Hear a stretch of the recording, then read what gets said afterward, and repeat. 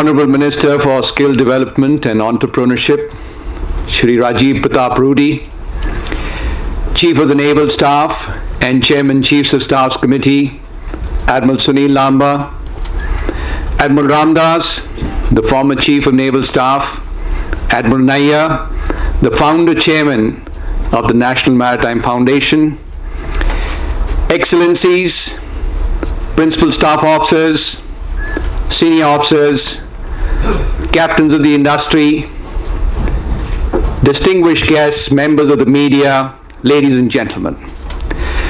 It is indeed a distinct honor and a proud privilege for me to accord a very warm welcome to the Honorable Minister, Shri Rajiv Pratap Rudy, and all our distinguished guests for having spared their valuable time to be with us this morning. I would also like to extend a very special welcome to all our distinguished invitees and participants who are present here today for the annual Maritime Power Conference of the National Maritime Foundation. As you're all aware, over the last 12 years, the National Maritime Foundation has provided a common platform for discussion on maritime issues. Last year, the conference was held at Visakhapatnam, the city of destiny, as part of the activities of the International Fleet Review organized by the Indian Navy, and the theme of the conference was Partnering Together for a Secure Maritime Future. The theme of the conference this year is the Blue Economy, Concept, Constituents, and Development. Our blue planet, the Earth, has a dominance of the maritime domain, with over 70% of the Earth's surface covered by water, nearly 80% of the world's population living within 200 nautical miles of the coast, and 90% of the world's trade transiting by sea. The oceans and the seas are rich in oil and mineral resources. They are the suppliers of oxygen, absorbers of carbon dioxide, a virtual heat sink, rich in biodiversity, and are emerging as the global economic highways for transit of seaborne trade. The seas and the oceans, therefore, are gaining newfound importance as each day goes by, and there is no doubt that the current century is the century of the seas.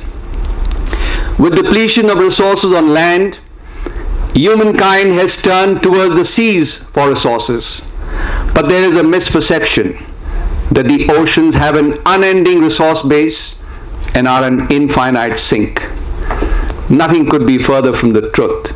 Consequently, we see pollution of the oceans and contamination of the natural marine habitat, which is having an adverse impact of climate change on the oceans. Studies have indicated that 80% of all pollutants in the oceans emanate from land. And if the current rate of pollution continues, we will have more plastic in the ocean than fish in a few decades from now. Harnessing the ocean-based blue economy therefore calls for optimal utilization of the ocean resources with minimum impact on environment and ensuring sustained development of the oceans. India, ladies and gentlemen, is essentially a maritime nation with a natural outflow towards the seas, and the country sits astride busy sea lines of communication that transit across the Indian Ocean. We have a long coastline of 7,516 kilometers, an exclusive economic zone of over 2 million square kilometers, over 1,300 islands and islets forming part of the Andaman and Nicobar Group in the Bay of Bengal, the Lakshadweep Group in the Arabian Sea, and islands of the west and east coast of India. We have 12 major ports and over 200 minor and intermediate ports. 90% of our trade by volume and 77% by value transits by sea. We have a vibrant shipbuilding industry, a thriving fishing industry. We have assets in oil and gas offshore assets off the west and east coast of India, and we have deep seabed mining areas in central Indian Ocean. It is evident, therefore, that we have vast maritime interests which have a vital relationship with the nation's economic growth. The Honorable Prime Minister of India, Shri Narendra Modi, has outlined his maritime vision for the Indian Ocean as Sagar, which means the sea and stands for security and growth for all in the region. The Ministry of Shipping has launched the Sagarmala project, which is a port-led development and modernization project, and will look into all aspects of interconnectivity of major and minor ports and hinterland. There has been a focus on coastal shipping, focus on cruise and marine tourism, development of infrastructure in our islands. The Ministry of Skill Development is looking into aspects related to skill development in our coastal areas and in the maritime sector. It can therefore be seen that in the past few years, there has been a renewed focus on harnessing all aspects of the blue economy. It actually appears that India, a country with a rich and glorious maritime tradition, is once again turning towards the seas and is destined to emerge as a resurgent maritime nation in the 21st century. The Indian Ocean region has emerged as the world's center of gravity in the maritime domain. The ocean itself is the third largest water body, spanning an area of 68.5 million square kilometers. There are 1/3 of world's humanity lives in all the countries which surround on the rim of the Indian Ocean. 66% of the world's oil, 50% of the world's container traffic, 33% of the world's cargo traffic transits over the waters of the Indian Ocean, and 100,000 ships pass over the waters every year.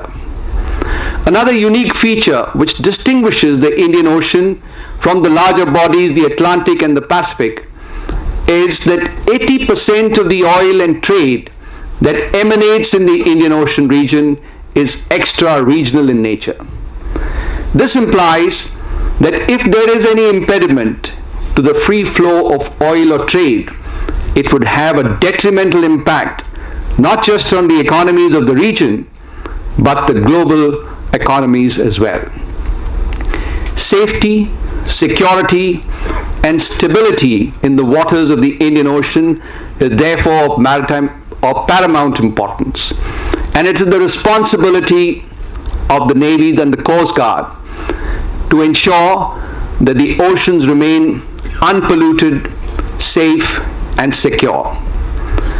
Keeping the global commons safe and secure is a collective responsibility, and therefore networking between navies and global maritime partnerships between maritime nations is emerging as the new order of the current century.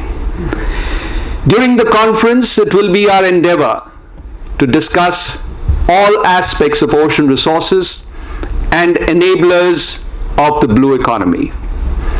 I am sure that the vibrant and enriching deliberations will provide some insight on the challenges and opportunities to harness the blue economy, come up with some suggestions for an effective organization to coordinate and monitor the multifarious activities in the maritime domain, and also come up with recommendations to partner together for sustained development of the oceans.